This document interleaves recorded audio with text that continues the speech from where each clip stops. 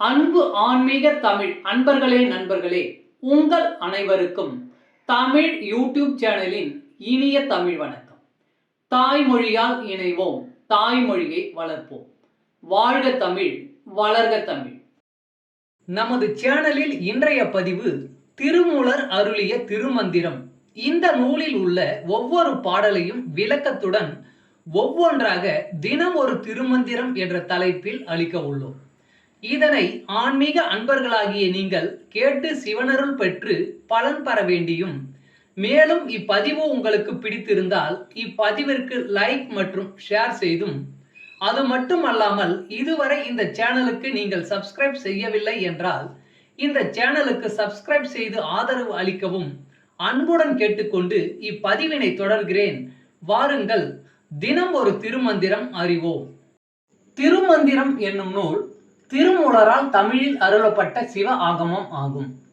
சைவ திருமுறைகளின் வரிசையில் திருமந்திரம் 10வது திருமுறையாக வருகிறது. 9 தந்திரங்களாக வகுக்கப்பட்ட இந்நூல் 3000 பாடல்களை கொண்டது.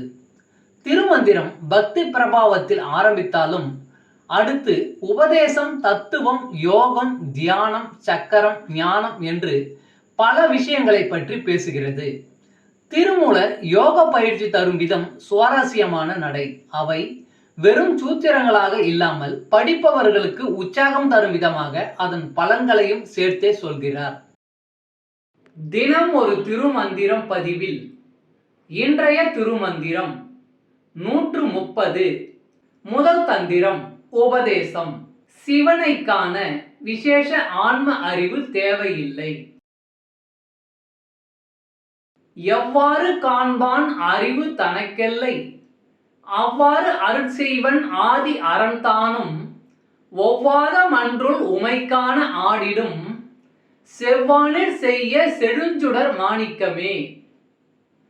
எவ்வாறு காண்பான் அறிவு தனக்கெல்லை, அவ்வாறு அருட்செய்வன் ஆதி அறந்தானும், ஒவ்வாத மன்றுள் உமைக்கான ஆடிடும், செவ்வானில் செய்ய செழுஞ்சுடர் மாணிக்கமே. பாடலின் விளக்கம். பக்தர்கள் ஒவ்வொருவரும் தமது அறிவின் எல்லைக்கேற்ப தனக்கு தெரிந்த முறையில் சிவபெருமானை அணுகுகிறார்கள்.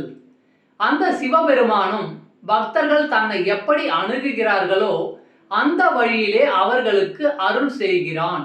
அந்த பழமையான சிவன் ஒப்பில்லாத சபையிலே உமையம்மைக்கான நடனம் செய்பவன். அந்த நடனத்தின் போது சிவபெருமான் செவ்வானத்தை விட சிவந்த ஒளி வீசும் மாணிக்கமாக திகழ்கிறான். சிவனை அணுகுவதற்கென்று விசேஷமான அறிவெல்லாம் தேவையில்லை. அவரவர் அறிவின் எல்லை அறிந்து சிவன் அதற்கேற்றபடி தன்னை காட்டிக் கொள்வான். தமிழ் அன்பர்களே நண்பர்களே, இன்று தினம் ஒரு திருமந்திரம் என்ற தலைப்பில் திருமூலரின் திருமந்திரம் பாடலை விளக்கத்துடன் தங்களுக்கு அளித்ததில் நான் பெருமை கொள்கிறேன்.